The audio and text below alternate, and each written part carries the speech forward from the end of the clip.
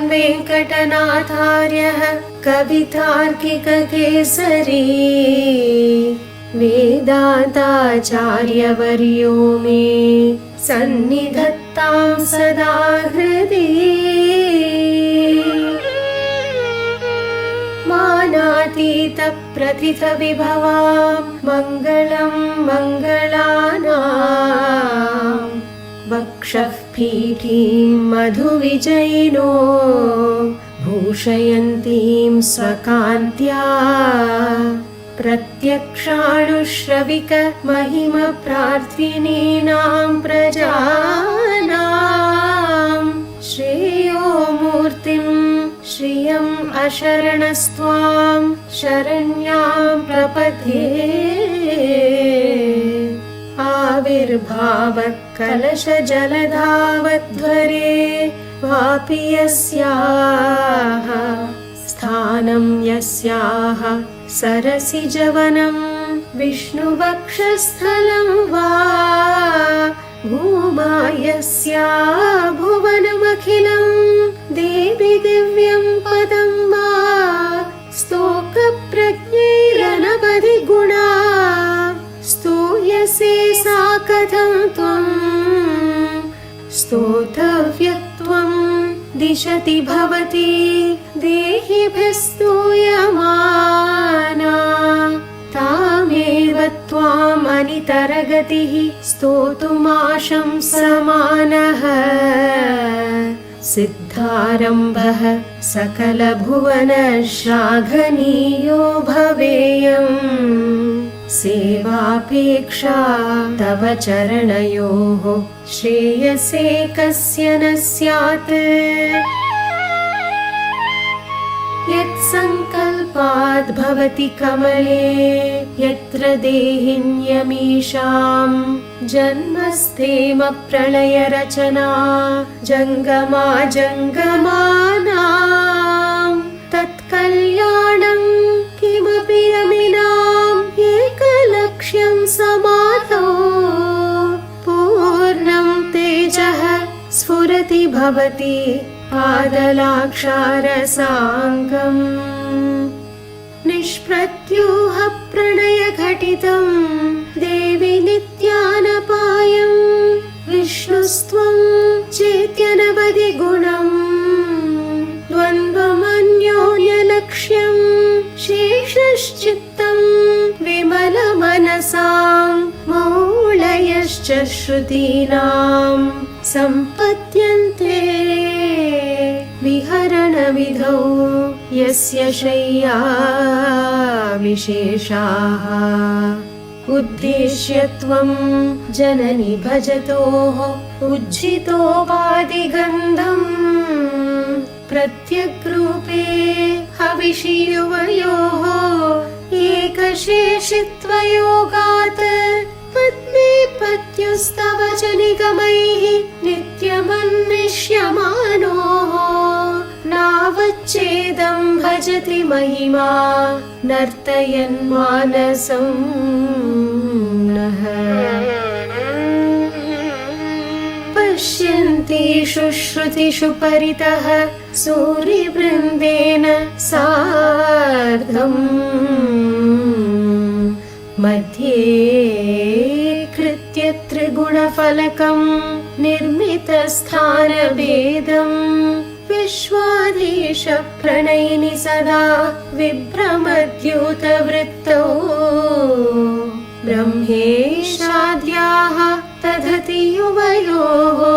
अक्षशारप्रचारम् अस्येषाना त्वमसि जगतः संश्रयन्ति मुकुन्दम् लक्ष्मीः पद्मा जलधितनया विष्णुपत्नीं दिरेति यन्नामानि श्रुतिपरिपणान्येवमावर्तयन्तो नावर्तन्ते दुरितपवनप्रेरिते जन्मचक्रे त्वामेवाहुः कतिचिदपरे त्वत्प्रियं लोकनाथं किं तैरन्तः कलहमले विदुत्तीर्यमग्नैः त्वत्सम्प्रीत्यै विहरति हरौ सम्मुखीनां श्रुतीनां भावारूढौ भगवति युवां दम्पती दैवतं नः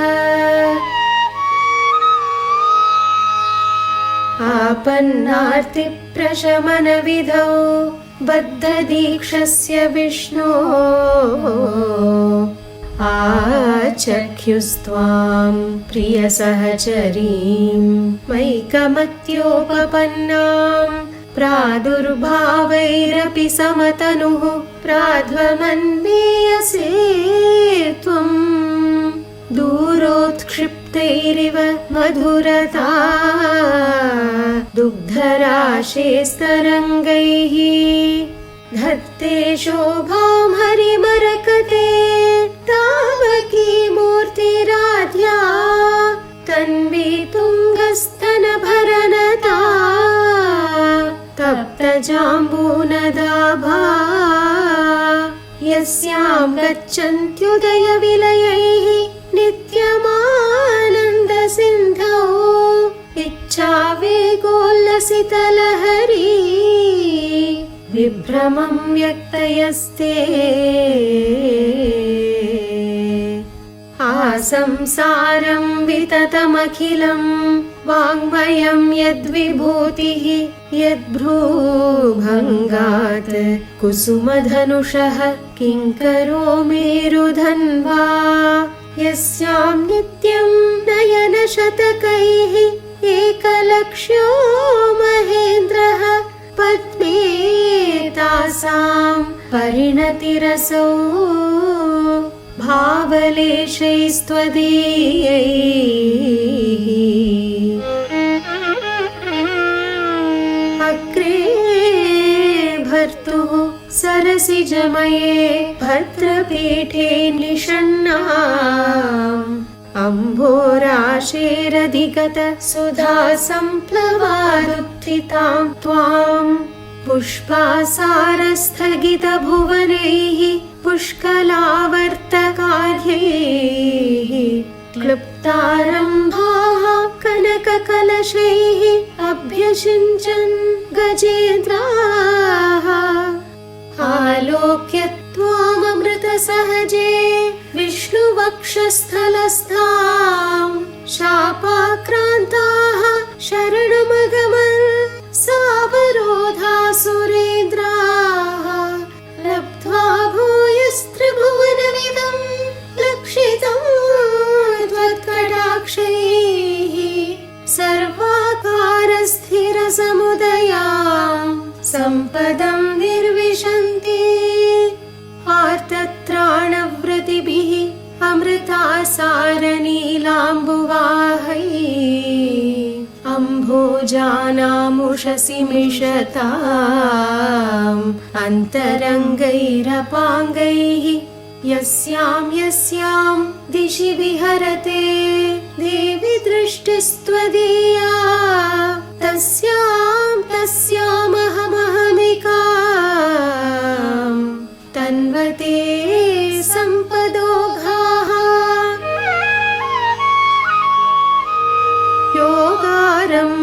योगारम्भत्वरितमनसो युष्मदैकान्त्ययुक्तं धर्मं प्राप्तुं प्रथममिह ये धारयन्ते धनाया तेषां भूमेर्धनपतिगृहाद् अम्बरादम्बुधेर्वा धारा निर्यान्ति अधिकमधिकं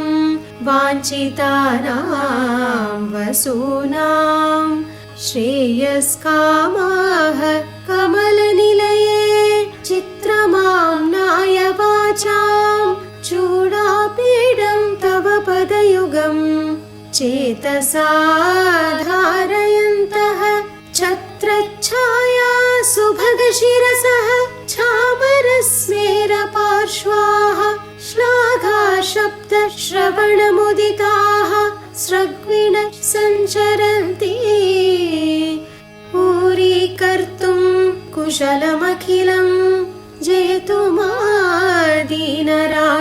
दीन दूरीकर्तुं दुरितनिवहं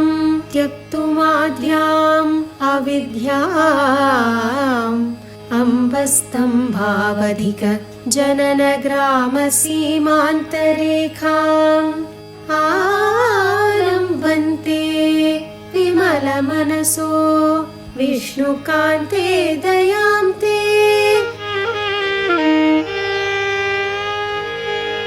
जाताकाङ्क्षा जननि युवयोः एकसेवाधिकारे मायालीढं विभवमखिलं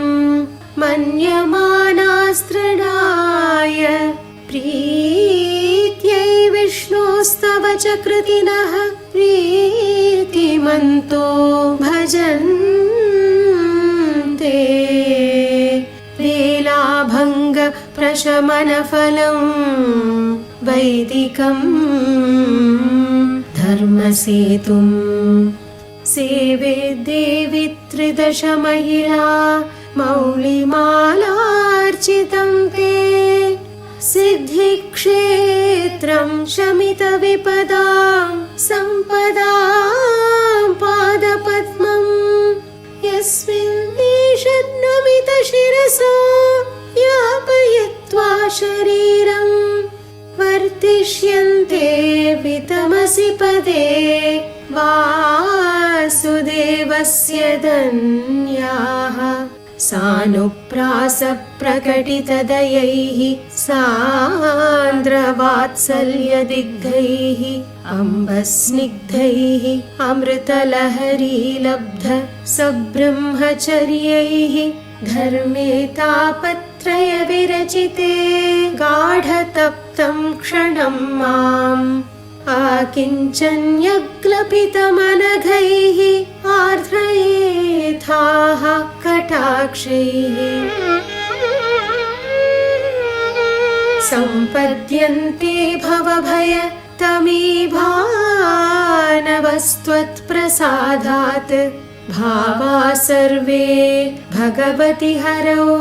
भक्तिमुद्वेलयन्तत्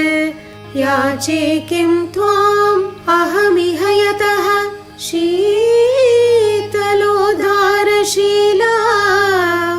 भूयो भूयो दिशसि महतां मङ्गलानां प्रबन्धान् माता देवी त्वमसि भगवान् वासुदेव पिता मे जातः सोऽहं जननि युवयोः एकलक्ष्यं दयायाः दत्तो युष्मत्परिजनतया देशिकैरप्यतस्त्वं किं ते भूयः प्रियमिति किल स्मेरवक्त्रा विभासि कल्याणानामविकलनिधिः कापि कारुण्यसीमा नित्यामोदा निगमवचसां मौलिमन्दारमाला सम्पद्दिव्या मधुविजयिनः सन्निधत्तां सदा मे सैषा देवी सकलभुवन प्रार्थना कामधेनुः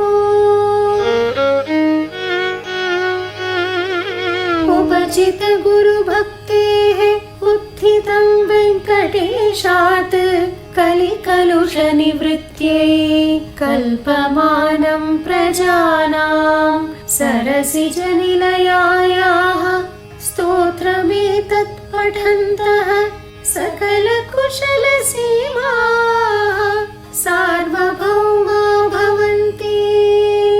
कवितार्किकसिंहाय कल्याणगुणशालिने श्रीमते वेङ्कटेशाय वेदान्तगुरवे नमः।